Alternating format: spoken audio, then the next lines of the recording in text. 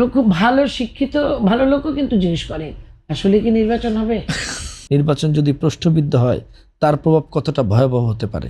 ব্যাপারটা হলো যে আমরা নির্বাচন ব্যবস্থাকে বলি প্রতিনিধিত্বের ধারণা, মানে রিপ্রেজেন্টেটিভ গভর্নমেন্ট।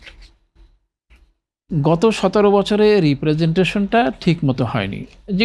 যেটা আমরা একটু আগে আলাপ করলাম যে বিনা ভোটে নির্বাচন, নিশ্চিত রাতে নির্বাচন, দামি নির্বাচন, জনগণের মতামত প্রতিফলিত না হওয়ার কারণে 17 বছরে যে ক্ষোভ, ক্রোধ, বহ্নিশিখা যেটা জন্ম হয়েছে সেটা 32 নম্বরকে ভস্মীভূত করেছে। এবং ক্ষোভটা এতটাই তীব্র যে মানুষ পারলে ওখানের মাটি মানে খুঁড়ে ফেলে দেয়। ইট খুলে খুলে নিয়ে গেছে, ইট খুলে খুলে নিয়ে গেছে না। করোনা বা যে কোনো ভাইরাসের এগেইনস্টে ফাইট মানি ব্যাকট্রলের লেফট রাইট। এরকম একটা অবস্থা সৃষ্টি হবে যদি এই বাংলাদেশের মানুষের যে প্রকাশিত ক্ষোভ মানে মধ্য দিয়ে এই বিপ্লবটি অর্জিত হয়েছে, সেই বিপ্লবের ফসল যদি মানুষ না দেখে, মানুষ যদি পরিতৃপ্ত না হয় তার সিস্টেমে, তার প্রায়োগিক পদ্ধতিতে, তার ব্যক্তি আচরণে যদি না হয়, তাহলে পরে আরেকটি বিপ্লব হতে পারে,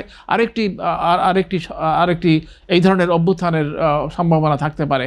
মানুষ অবশ্যই আশ্বস্ত হতে চায়, মানুষ বিশ্বাস হতে চায়, কিন্তু সেখানে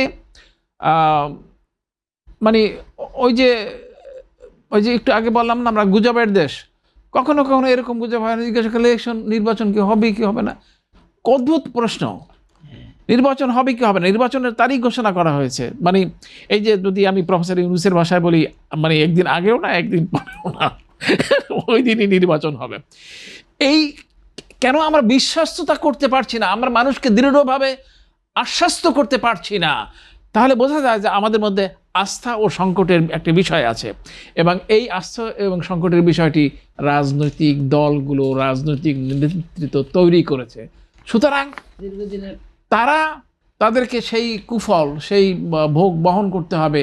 যদি আপনার ভাষায় যদি আমরা একটি সত্যিকার অর্থে গণমুখী, গণ ইচ্ছার প্রতিফলন, গণ আকাঙ্ক্ষার প্রতিফলনের নির্বাচন না দেখতে পায়, তা বাংলাদেশের জন্য একটি সর্বনাশের সম্ভাবনা রয়েছে। বিলকিস জাহান শিরিন, আপনিও যদি সংক্ষেপে বলেন এই যে কেন বিশ্বাস হয় না, কেন আস্থার সংকট? আর কি নির্বাচনগুলো এমনভাবে বাংলাদেশে হয়েছে, আওয়ামী লীগের সময় গত 4-5টা নির্বাচনের উপরেই মানুষের সব ধরনের বিশ্বাস কিন্তু হারিয়ে ফেলেছে মানুষ। এবং খুব ভালো শিক্ষিত ভালো লোকও কিন্তু জিজ্ঞেস করে আসলে কি নির্বাচন হবে, এই প্রশ্নটা কিন্তু করে। এইটা যখন নির্বাচন প্রশ্নবিদ্ধ হলে তার প্রভাব কি হবে? না, প্রশ্নবিদ্ধ একটু পরে বলি, আগে বলি যে নির্বাচন নিয়ে এই যে প্রশ্নটা আমাদের যে কেন নির্বাচন হবে, কিন্তু আমরা চাই যে একটা সুন্দর নির্বাচন বাংলাদেশে হোক, বাংলাদেশের মানুষ আবার আমরা সুন্দর করে এই দেশটা গড়ে তুলি, আমার সন্তানটা একটু ভালো থাকুক।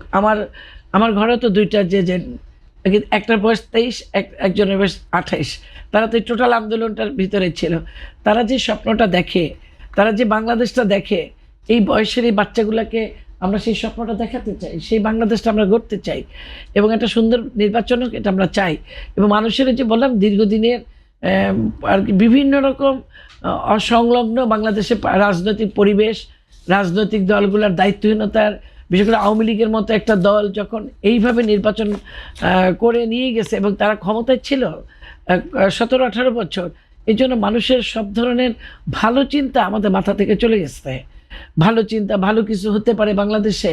তারপরেও আমাদের সন্তানরা, আমরা সবাই ঐক্যবদ্ধভাবে 5ই আগস্টের পরে দেশটাকে আবার নতুন করে গড়তে চাই, এবং আমরা আশা করি এটা সুন্দর নির্বাচন হবে।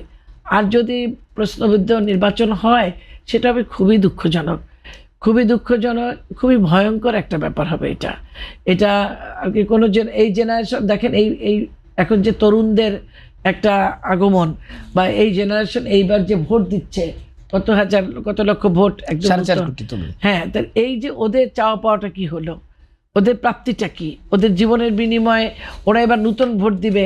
তা আমরা আশা করি যে এটা সুন্দর পরিবেশের ভিতর থেকে বাংলাদেশে নির্বাচন হবে, জনগণের প্রতিনিধি নির্বাচিত হবে, জনগণ যাকে খুশি তাকে ভোট দিবে, জনগণ তাদের পছন্দের প্রার্থীকে বেছে নিয়ে যেন বাংলাদেশের আগামীতে নেতৃত্ব দেওয়ার, বাংলাদেশকে সামনে এগিয়ে নিয়ে যাওয়ার জন্য আগামী দিনে যে আমাদের যে সন্তানরা এই জেনারেশন বা আগামী দিনের ওরা যেন ভালোভাবে একটা সুন্দর বাংলাদেশ পায়, এটাই জনগণের ভোটারদের বিশেষ করে এটা বিরাট দায়িত্ব বলে আমি মনে করি।